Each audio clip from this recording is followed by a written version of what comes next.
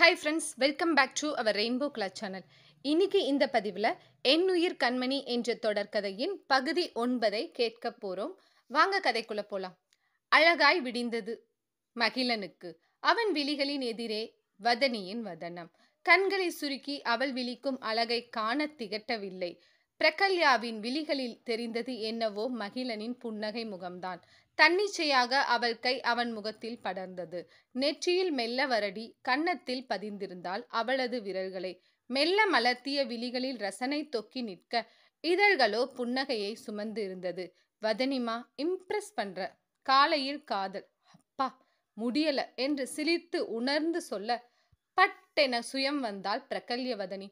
நான் நான் நான் என்றவள் எழ முற்பட, டா பெண்ணே, ரசிக்க விடு, இதை ஃபீல் பண்ண விடு என்று அழுந்த பிடித்து கொண்டான். தனிமையில் கரைஞ்ச என் வாழ்க்கை ஏதோ ஒரு பிடிப்புக்குள் வந்த மாதிரி இருக்குடா பிரகா, ஏதாவது சொல்லேன் என்றான் உளமாற.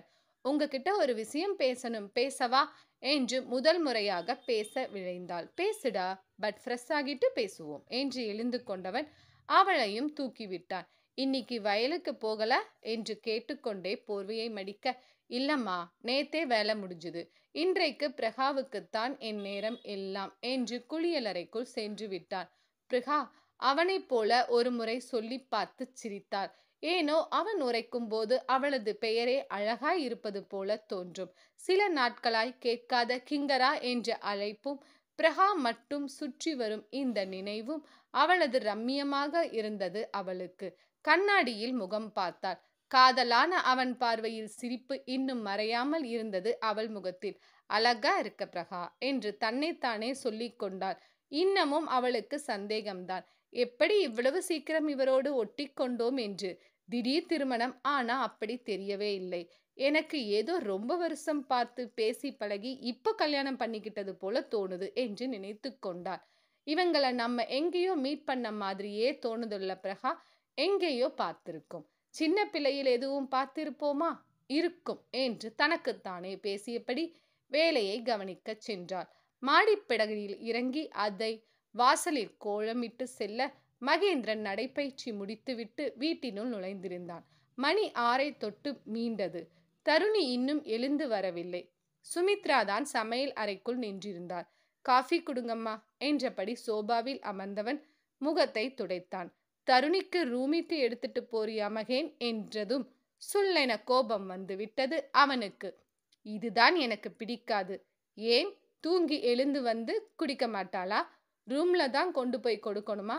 புது பழக்கமா, பழக்காதீங்கம்மா என்று தாயை கண்டித்தவன் தனக்கு கொடுத்த காஃபியை குடித்துவிட்டு வெளியே சென்றான்.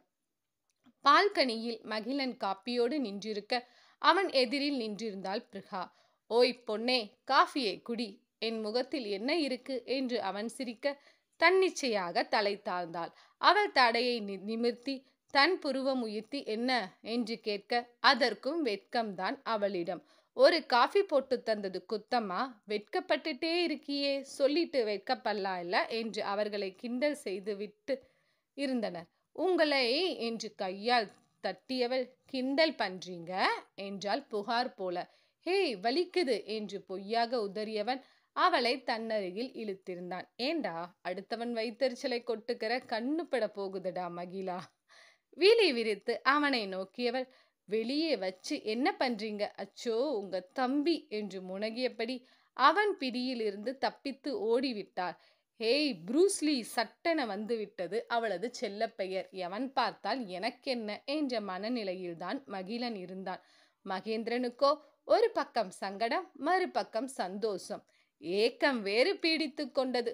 சட்டென இயல்புக்கு வந்தவன், அண்ணனே காஃபி போட்டு தராரு, உனக்கு கொண்டு போய் தர வலிக்குதாடா மகேன், நேத்து நைட்டே பீரியட்னு சொன்னா பாவம் என்று தன்னை கடிந்து கொண்டவன் தாயிடம் சென்றிருந்தான் மனைவிக்காக காஃபியை வாங்குவதற்காக.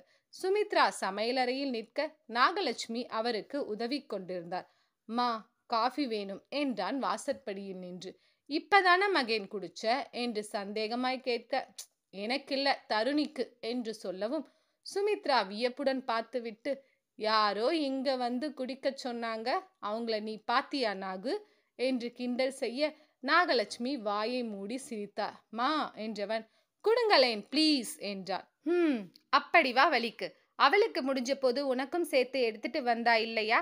அப்போ உடம்புக்கு முடியாதப்ப நம்மளும் செய்யணும் மகேன். ஒருவேளை காஃபி தரதுல குறைஞ்சு போயிட மாட்ட சரியா? என கண்டித்து விட்டு, இது பார்லி கஞ்சி கொண்டு போய் கொடு. உன்னை நம்பி உன் கோபத்தை நினைச்சு இதுவரைக்கும் காஃபி தராம இருப்பேன் நினைச்சியா? என்றபடி கோப்பையை நீட்டினார். சாரிமா என்றவன் சென்றுவிட சுமித்ரா வேலையை கவனித்தார். ஏன் நாகு, பிரகா நல்லா சமைச்சாச்சா? அங்கேயெல்லாம் நல்லா தானே போகுது என மெதுவாய் கேட்க, நல்லாவா? வதனி பாப்பா சூப்பரா சமைக்குதுமா. நேத்து கூட அவியலும் ரசமும் தந்து விட்டுச்சு. என்னம்மா இருந்தது தெரியுமா? பாத்திரமாவது கழுவி தரேன் தம்பின்னு கேட்டேன். பாப்பா வேணாம்னு சொல்லிடுச்சு. 2 பேருக்கு சமைக்கிற வேலை கம்மி தான்க்கா. நீங்க அத்தைக்கு ஹெல்ப் பண்ணுங்க. தருணி அக்காவுக்கு அவ்வளவா சமைக்க வராதுன்னு சொல்லுச்சு. சமையல் கட்டை சுத்தமா வச்சிருக்குதுமா என்று சிலாகித்தார். அதுக்கு மகி என்ன சொன்னான் என்று ஆர்வத்துடன் கேட்க, தம்பி பாப்பா சொல்ற மாதிரி செய்யுங்க. அவங்கள கிச்சன்ல ரொம்ப நேரம் நிற்க விடாதீங்க. பிபி இருக்குன்னு தம்பி சொல்லுச்சுமா என்றதும் சுமித்ராவின் முகத்தில் அத்தனை சந்தோஷம். தம்பி வெளியே பாசத்தை காட்டலைனாலும் உங்க மேல உசுராதாமா இருக்கு என்று சொல்ல, தெரியும் நாகு, மகிக்கு நானா உயிர்தான். ஆனா நானே அவன் உசுரை பிடுங்கி வெளியே போட்டுட்டேன் என்று வேதனையுடன் சுமித்ரா கூற, எல்லாம் சரியா போகுமா, ஏன் கவலைப்படுறீங்க என சமாதானம் செய்தார் நாகலட்சுமி. தரு, எழுந்துக்க என்று அவளை மகேன் எழுப்ப, ப்ளீஸ் மகேன், என்னால் எழுந்துக்கவே முடியாது. ஐ காண்ட் ஒர்க், என்னை விட்டுடுங்க என கண்களை மூடி கெஞ்சினார். அட கிறுக்கு பொண்டாட்டி, இந்த கஞ்சியை குடிச்சிட்டு தூங்கு. இங்க யாரும் உனக்கு வேலை சொல்லலை என்றான் முறைப்புடன். தருணி வெடுக்கென எழுந்தார். இது என்னடா உலக அதிசயமா இருக்கு என முணுமுணுப்பாக சொல்ல, ஏய் அப்படியே கொட்டுனா தெரியும், குடிடி என்று நெற்றி முட்டி சிரிக்க, தருணியோ உதடு பிதுக்கி இவருக்கு என்னமோ ஆயிடுச்சு என்று நினைத்து கொண்டார். வேற ஏதாவது வேணும்னா சொல்லு, எழுத்து தந்துட்டு கிளம்புற என்று குளிக்க சென்றவனின் முதுகை பார்த்தபடி அமர்ந்திருந்தாள். நினைச்சா நல்லா பேசுறாரு, நினைச்சா மூஞ்சிய உருன்னு தூக்கி வச்சுக்கிறாரு என்று முணுகியபடி காலியான கோப்பையை சமையலறைக்கு எடுத்து செல்ல, சுமித்ரா காதில் வாங்கிவிட்டு என்னவென்று கேட்க நடந்ததை அப்படியே விவரித்து விட்டார். சுமித்ரா அமைதியாக புன்னகைத்தபடி, தருணி, நீ ரொம்ப நல்ல பொண்ணுடா. நீ பிரகாவை பார்த்துக்கிறதையும் அவளை யாரையும் திட்டவிடாம கூடவே வச்சுக்கிறதையும் பார்த்துதான் உன்னை கல்யாணம் பண்ணிக்க சம்மதிச்சான். உடனே தப்பா நினைச்சிராத. உன் குணமும் அன்பும் அவனுக்கு ரொம்ப பிடிச்சிருந்தது.